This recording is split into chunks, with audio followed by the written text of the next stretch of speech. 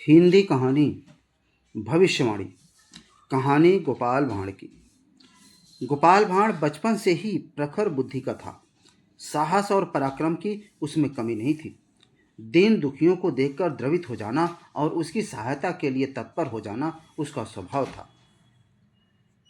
एक बार गोपाल को उसकी माँ मेला घुमाने के लिए ले गई। गोपाल गांव से पहली बार बाहर निकला था। उसे अनेक ऐसी चीज़ें देखने को मिली जिन्हें उसने पहले कभी देखा नहीं था। उसने पहली बार शहर की चौड़ी सड़कें देखी। कहीं कई सड़कें ऐसी थी जिन पर ईंट और पत्थर के चौकोर टुकड़े बिछाए गए थे। धूप में ये सड़कें तप जाती थी। गोपाल भांड़ और उसकी माँ नंगे पांव थे। ऐसे भी उस जमाने में जूते जमींदार साहूकार और राजा महाराजा आदि पहनते थे। गोपाल का मन चिकनी सड़क पर सरपट भागने को हो रहा था, मगर धूप के कारण तपती सड़क पर पांव रखने पर उसके तलवे जलते महसूस होते। गोपाल की बेचैनी और उसकी हरकत को दोनों को उसकी माँ समझ रही थी। अपनी आंचल गोपाल के सिर पर रखते हुए उसने बहुत प्यार से उससे कहा, बेटा, सड़क के दोनों किनारों को देखो, कितने अच्छे सायेदार पेड़ लगे हैं। ये पेड़ इसलिए लगाए गए हैं कि सड़क से गुजरने वाले पैदल यात्रियों को इन पेड़ों की छाया मिल सके। तुम सड़क के बीचों में चल रहे हो, जिसके कारण तुम्हारे पैर में जलन हो रही है। किनारे किनारे चलो, जहाँ कच्ची मिट्टी वाली राह है। यह कच्ची मिट्टी वाली राह ही पैदल चलने वालों के लिए है। नहीं माँ, मैं थोड़ी देर इस सड़क पर और चलूँगा। गोपाल बाल सुलभ जिद में मचलन होकर बोला। असल में पहली बार गांव से बाहर आने के कारण वह एक अजीब से उमंग का अनुभव कर रहा था। थोड़ी ही देर के बाद उसे पीछे से हटो हटो की आवाज़ सुनाई दी। उसकी माँ ने उसका हाथ पकड़कर झटके से उसके पक्की सड़क से कच्ची सड़क पर खींच लिया। गोपाल ने आश्चर्य से पक्की सड़क की ओर देखा, जिस पर अभी चार कहार एक खुली पालकी में एक मोटे से आदमी को बैठाए तेज कदमों से लगभग दौड़ते हुए चले जा रहे थे। चारों हाँफ रहे थे और पसीने से तरबतर हो रहे थे। उन्हें देखकर गोपाल ने आश्चर्य से अपनी माँ से पूछा, यह क्या है माँ? माँ ने उसे बताया, गोपाल, यह पालकी है। पालकी में कोई पैसे वाला आदमी ही बैठता है, जैसे जमींदार साहूकार आदि। छी, कितने गंदे होते हैं। जमींदार साहूकार आदमी की सवारी करते हैं और कहते हैं कि पालकी पर सवार है, गोपाल ने तपाक से कहा। उसकी माँ अपने बेटे की बात सुनकर दंग रह गई और इधर उधर देखने लगी कि कहीं किसी ने उसकी बातें सुन तो नहीं ली। चुप रह गोपाल, ऐसे नहीं बोलते। जो लोग पालकी उठाए हुए हैं वे मुफ्त में थोड़ी ही न पालकी उठाकर दौड़ रहे हैं। इन्हें इस काम के लिए मेहनताना भी तो मिलेगा। यही इनकी आजीविका का साधन है, यही इनका काम है, माँ ने गोपाल को समझाया। मगर गोपाल को माँ की बात से कोई संतुष्टि नहीं हुई। उसने फिर कहा, लेकिन माँ, ये कुछ और भी तो कर सकते थे, यदि आदमी को जानवर की तरह इस्तेमाल करने की प्रवृत्ति न होती। चुप रह, माँ ने गोपाल को झिड़क दिया। 1.5 बित्ता का है, अभी से इतनी बड़ी बड़ी बातें करता है। गोपाल रुआसा होकर चुप हो गया, मगर उसके भावुक मन में 4 आदमियों के कंधे पर सवार मोटे इंसान की छवि बार बार क्रोध रही थी। कैसी विडंबना है, आदमी ही आदमी की सवारी कर रहा है, आदमी के आगे आदमी ही विवश है। उफ, ऐसा क्यों है? माँ से पूछूं तो यह डांटेगी। बहुत देर तक गोपाल इसी उधेड़ बुन में लगा रहा और माँ के साथ चुपचाप चलता रहा।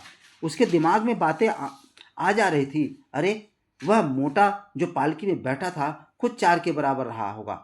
उसे ढोने वाले मजदूर तो बेचारे दुबले पतले थे, पसीने से नहाए, हाँफते कांपते बढ़ते जा रहे थे। उनकी यह हालत क्या उस मोटे को दिखाई नहीं दे रही थी?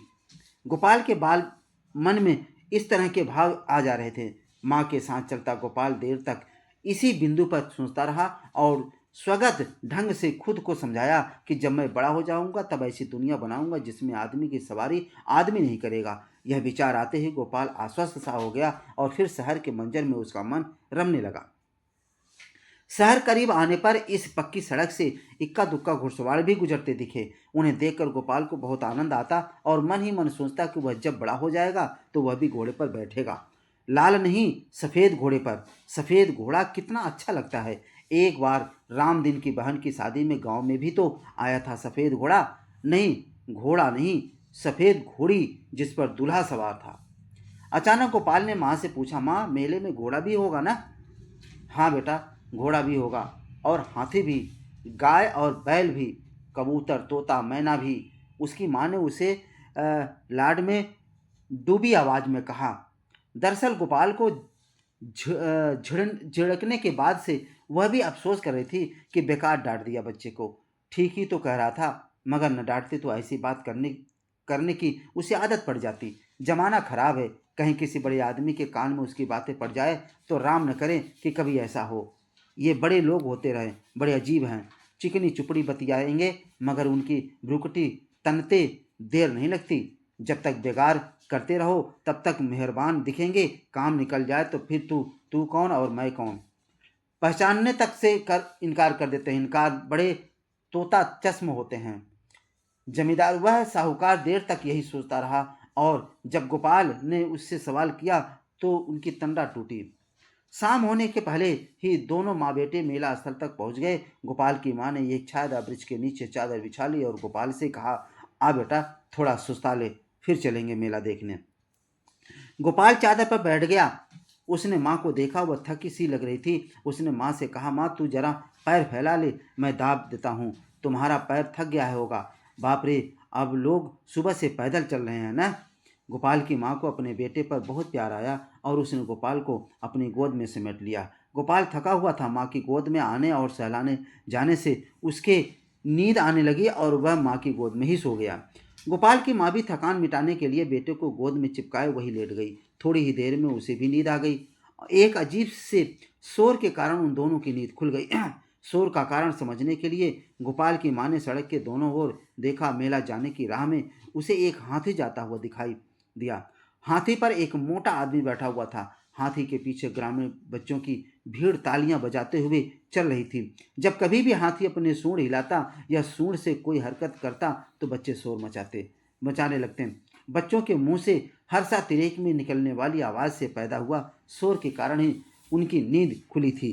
गोपाल ने भी हाथी की ओर देखा, मगर उनीदा होने के कारण उसने कोई रुचि नहीं ली। अपनी माँ की गोद में सिर रखकर फिर लेट गया। गोपाल की माँ उसके सिर पर हाथ फेर रही थी। थोड़ी देर के बाद उसने बहुत प्यार से गोपाल से पूछा, बेटा रोटी खाएगा? एक रोटी खा ले, भूख लगी होगी।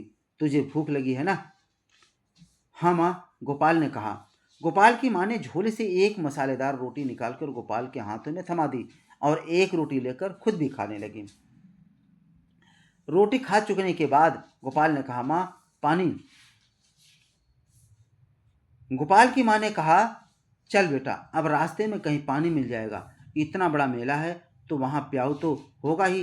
रास्ते में ना मिला तो मेले में मिल ही जाएगा। मेला का नाम सुनते ही गोपाल में फिर बाल सुलभ उत्सुकता पैदा हो गई। वह प्यास बुझ गया और माँ के साथ मेले की ओर बढ़ने लगा। मेला पहुंचकर उसकी माँ ने गोपाल को झूले पर बैठा दिया और देर तक उसने झूले का मजा लिया। फिर वे दोनों मेले में आए पशुओं को देखने गए। मेले में गोपाल ने पहली बार ऊँट देखा। माँ ने उसे बताया कि ऊँट को रेगिस्तान का जहाज कहते हैं। दरअसल रेगिस्तान बहुत विस्तृत बलुआ मैदान होता है। दूर तक बालू ही बालू, जिधर नजर दौड़ाओ उधर बालू। इस मैदान में अन्य जानवरों का चलना मुश्किल होता है, मगर ऊँट की पतली और लंबी टांगें इस रेगिस्तान में आराम से चलती है। दूसरी विशेषताएं ऊँट की यह भी होती है कि वह कई कई दिनों तक बिना पानी के रह सकता है, क्योंकि ऊँट के पेट में एक थैली होती है जिसमें ऊँट अपनी ज़रूरत के लिए पानी सुरक्षित रख लेता है। पानी का नाम सुनते ही गोपाल को अपनी प्यास याद आ गई और वह पानी पीने के लिए मचल उठा। उसकी माँ ने पता किया कि संयोग बस पशु मेले में ही प्याऊ की व्यवस्था थी। वह उसे देखकर प्याऊ पर गई और खुद भी पानी पिया और गोपाल को भी पानी पिलाया।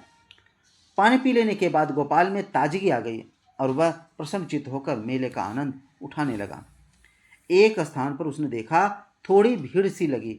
उसने अपनी माँ से उस ओर चलने को कहा। भीड़ के निकट पहुंचने पर उसने देखा एक मोटा आदमी एक हाथी पर सवार है और वह हाथी लकड़ी के भारी टुकड़ों को सूंड से उठाकर एक स्थान से विशेष तक पहुंचा रहा है।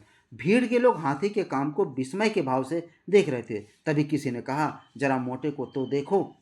अभी वह कुछ आगे बोलता कि बगल में खड़े गोपाल ने तंज किया, ऊपर वाले मोटे को या नीचे वाले मोटे को।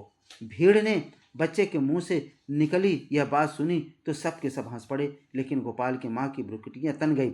आवेश में उसका हाथ उठा और गोपाल के गाल पर चट से एक तमाचा पड़ गया। मगर एक व्यक्ति ने गोपाल की माँ का हाथ पकड़ लिया। नहीं बहन नहीं, इस मासूम को मत मारो।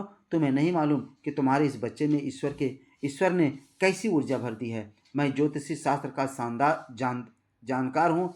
तुम्हें बताता हूँ, याद रखना, यह बच्चा राजा से भी समानता का व्यवहार करेगा, न किसी को बड़ा मानेगा न छोटा। इसकी बुद्धिमत्ता की सभी सराहना करेंगे। शत्रु को भी मित्र बनाने की कला में यह माहिर होगा। कटु सत्य बोलकर भी यह किसी को अप्रसन्न और खिन्न नहीं होने देगा। ऐसे लोग सदियों में पैदा होते हैं और सदियों में शताब्दियों में तक याद किए जाते हैं। गोपाल की माँ क्रोध एक बारगी शांत हो गया। उसने गोपाल को प्यार से चिपका लिया। मेले का भरपूर आनंद उठाने के बाद वे दोनों अपने घर की ओर चले आए। तो दोस्तों, ये कहानी आपको कैसी लगी?